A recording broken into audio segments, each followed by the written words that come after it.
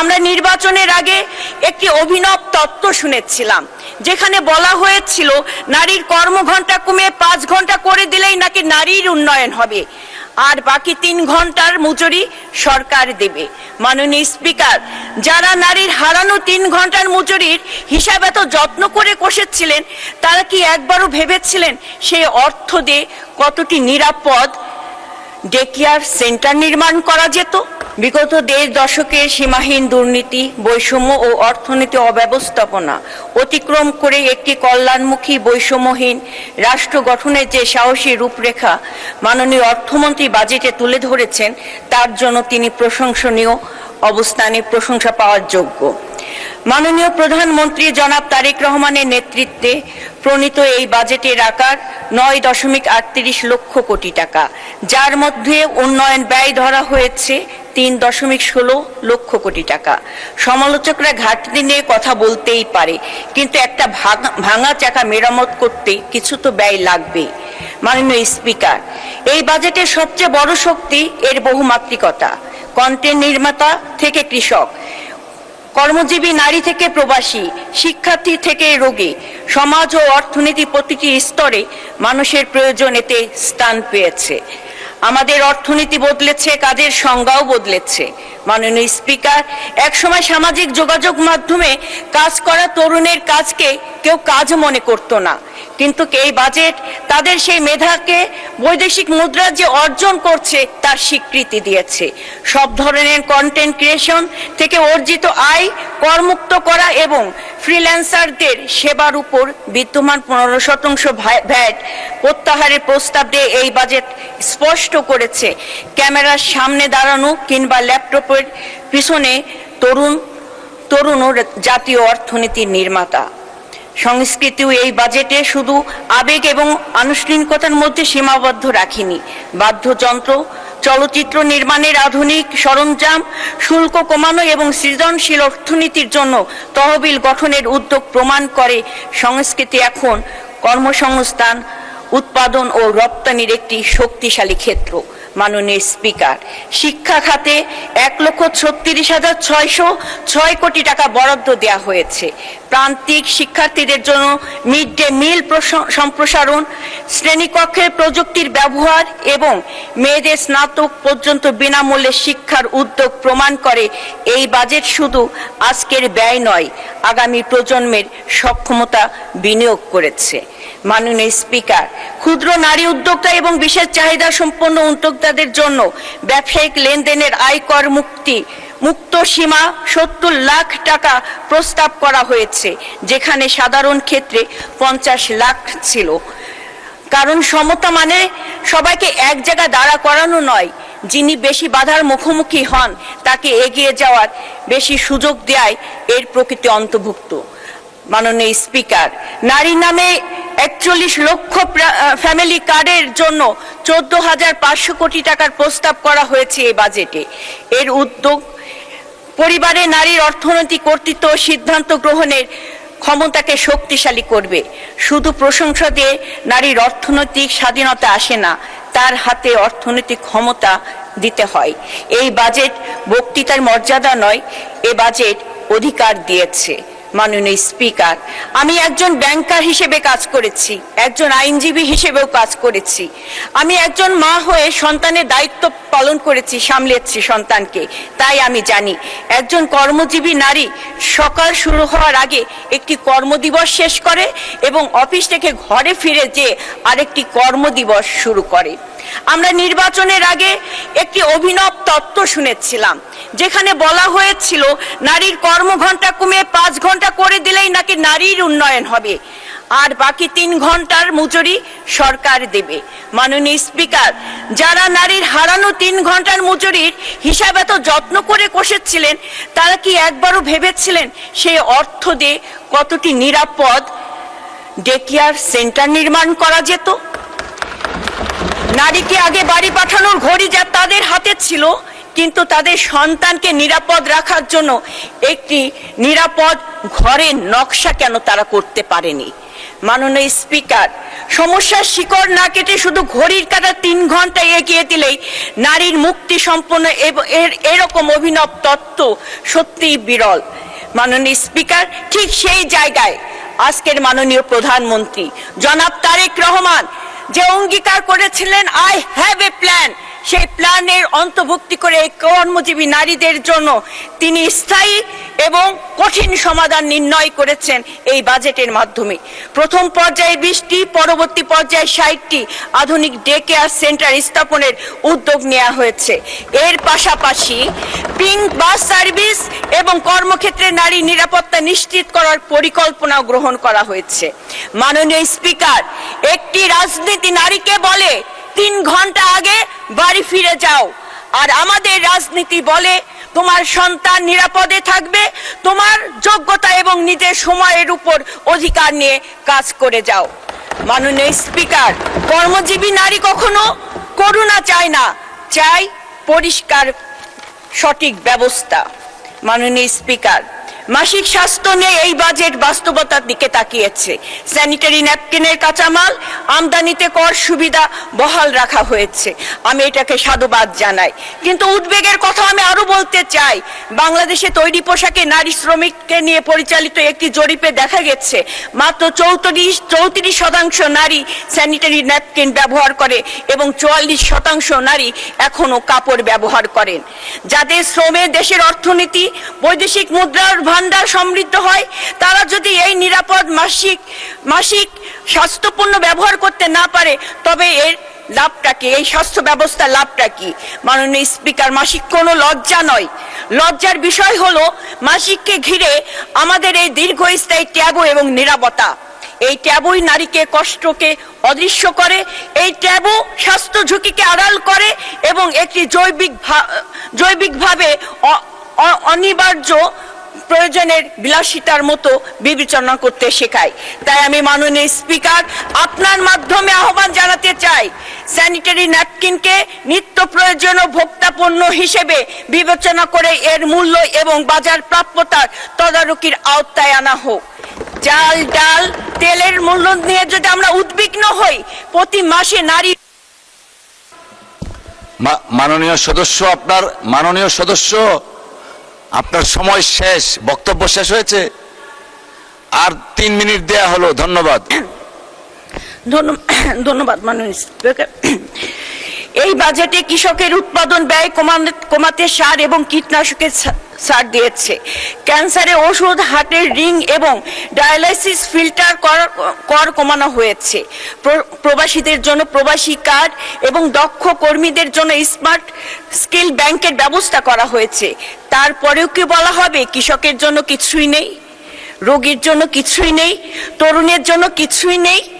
মাননীয় স্পিকার, বিরোধী পক্ষকে আমি আহ্বান জানাই, স্লোগান দিয়ে নয়, সমাধান নিয়ে আসুন। কেবল অকার্যকর, জনবিরোধী, কিছুই নেই শব্দ 3টি পালাক্রমে উচ্চারণ করলেই বাজেট বিশ্লেষণ করা হয় না। অন্ধকারের কথা বলে সংসদ কখনো আলোকিত করা যায় না, আলো জানালো পথ তো দেখাতে হয়। মাননীয় স্পিকার, এটি এমন একটি বাজেট যা একদিকে যেমন বিনিয়োগ বান্ধব, তেমনি সাধারণ মানুষের মুখে হাসি ফোটানোর প্রতিশ্রুতি বহন করে। আমি মনে করি এই বাজেট বাস্তবায়িত হলে শিক্ষা, স্বাস্থ্য এবং প্রযুক্তির অভাব ঘুচবে, তরুণের স্বপ্ন পাখা মেলবে, বাংলাদেশ একটি ক্ষুধা দারিদ্র মুক্ত দেশ হিসেবে অভিযাত্রা শুরু করবে। তাই আমি মাননীয় প্রধানমন্ত্রী জনাব তারেক রহমান এবং মাননীয় অর্থমন্ত্রীকে এই সাহসী বাজেটের জন্য ধন্যবাদ জানাচ্ছি। সেই সাথে মাননীয় স্পিকার, আমাকে সময় দেওয়ার জন্য আপনাকে ধন্যবাদ জানাচ্ছি, কৃতজ্ঞতা জ্ঞাপন করছি। ধন্যবাদ। পরবর্তী বক্তা মাননীয় সদস্য ফাহিমা নাসরিন, মহিলা আসন 29, আপনার সময় 7 মিনিট। মাননীয় স্পিকার, আপনাকে ধন্যবাদ। আজকে প্রথম দিন আমি সুযোগ পেয়েছি বক্তব্য দেওয়ার জন্য, সেই জন্য আবারও আপনাকে ধন্যবাদ জানাচ্ছি। শুরুতেই মহান রাব্বুল আলামিনের দরবারে অশেষ কৃতজ্ঞতা প্রকাশ করছি এই মহান সংসদে আসতে পেরে, এবং আন্তরিক ধন্যবাদ জানাচ্ছি আমাদের সংসদ নেতা মাননীয় প্রধানমন্ত্রী জনাব তারেক রহমান সাহেবকে। স্থায়ী কমিটির প্রত্যেক সম্মানিত সদস্যকেও আন্তরিক ধন্যবাদ জানাচ্ছি এবং বিনম্র শ্রদ্ধার সাথে স্মরণ করছি মহান স্বাধীনতার ঘোষক শহীদ রাষ্ট্রপতি জিয়াউর রহমান সাহেবকে এবং আপসহীন দেশনেত্রী মাদার অফ ডেমোক্রেসি মরহুমা বেগম খালেদা জিয়াকে। বাজেট সংসদের অধিবেশন কেবল একটি আর্থিক হিসাব নিকাশের আনুষ্ঠানিকতা নয়, এটি দেশের সামষ্টিক অর্থনীতি, রাজনীতি এবং জনজীবনের নীতি নির্ধারণের সবচাইতে গুরুত্বপূর্ণ একটি অংশ।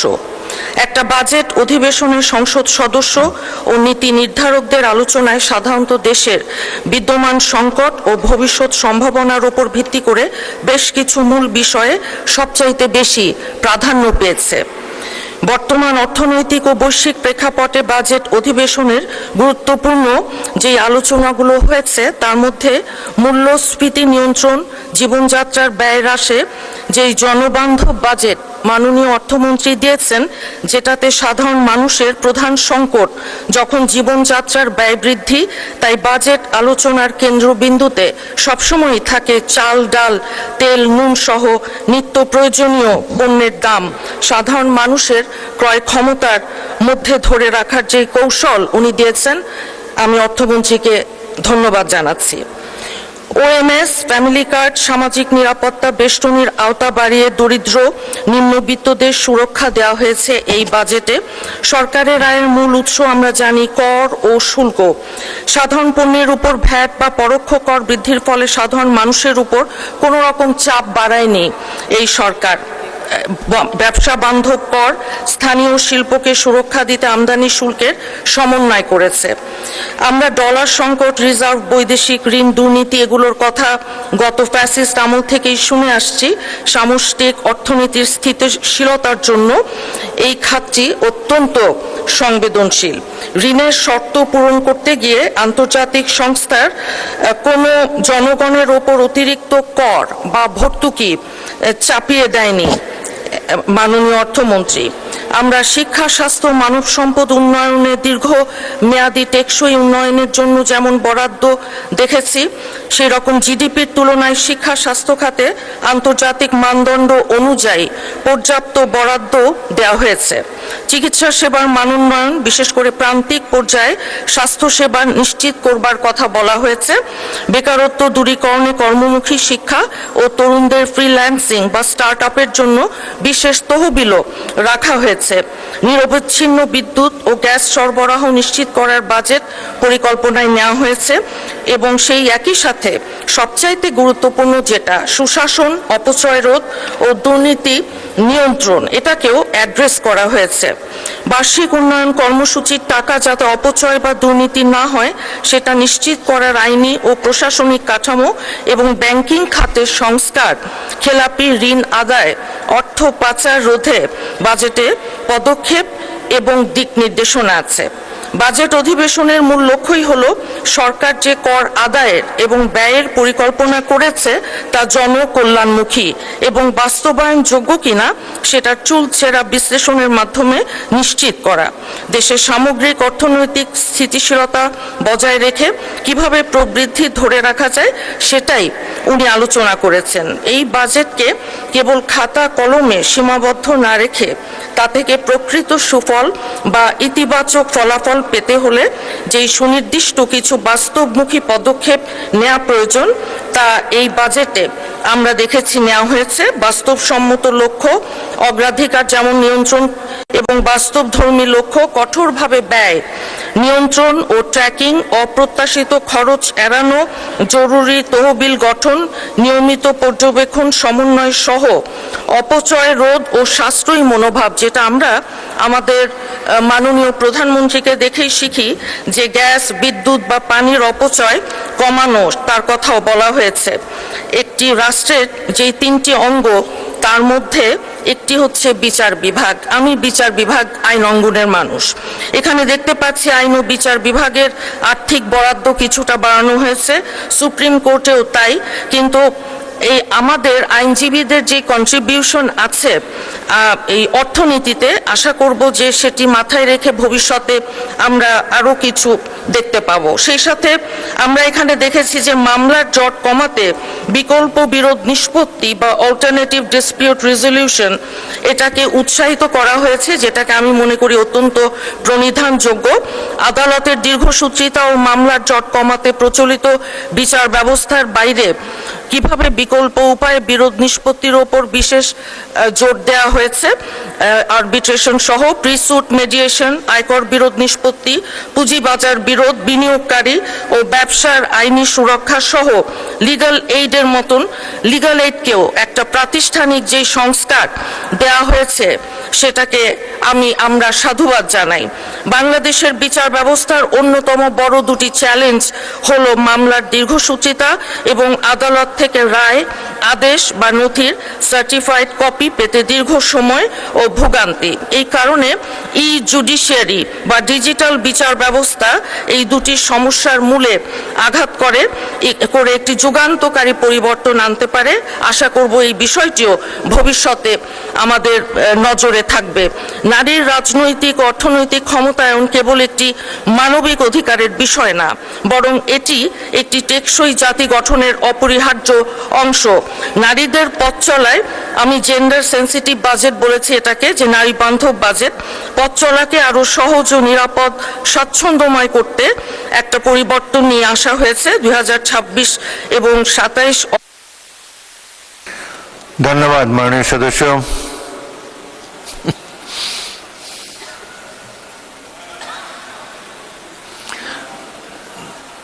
ধন্যবাদ। আর অনেক বলেছেন তো, 1 মিনিটে শেষ করেন। 1 মিনিট। 9,38,000 কোটি টাকার বাজেট। এই বাজেট খালি বাংলাদেশের ইতিহাসে একটা বড় বাজেট, বৈপ্লবিক বাজেট, অর্থনৈতিক অবস্থার পরিপ্রেক্ষিতে সেটা নয়। এখানে কিন্তু কালো টাকা সাদা করার কোনো রকম সুযোগ রাখা হয়নি। কাজেই মাননীয় স্পিকার, অর্থমন্ত্রী মহোদয় কর্মজীবী নারীদের যাতায়াত সহজ করতে গোলাপি বাস বা 80টি ডে কেয়ার সেন্টারের চমৎকার একটা প্রস্তাবনা করেছেন। আমরা মনে করি এটি আগামী 30শে জুন 2027-এর মধ্যে কিছুটা হলেও ইনশাল্লাহ দৃশ্যমান হবে এবং গোলাপি বাস সার্ভিসের জন্য প্রথম চালানের বাসগুলো চলতি অর্থ বছরের কোনো কোয়ার্টারে ঢাকার রাস্তায় নামবে বলে মনে করি এবং ঢাকার বাইরের বিভাগীয় শহরগুলিতেও এটি সম্প্রসারণ হবে বলে আশা করছি। মাননীয় স্পিকার, আপনাকে ধন্যবাদ। টাইম শেষ হয়ে গেছে। ধন্যবাদ মাননীয় সদস্য।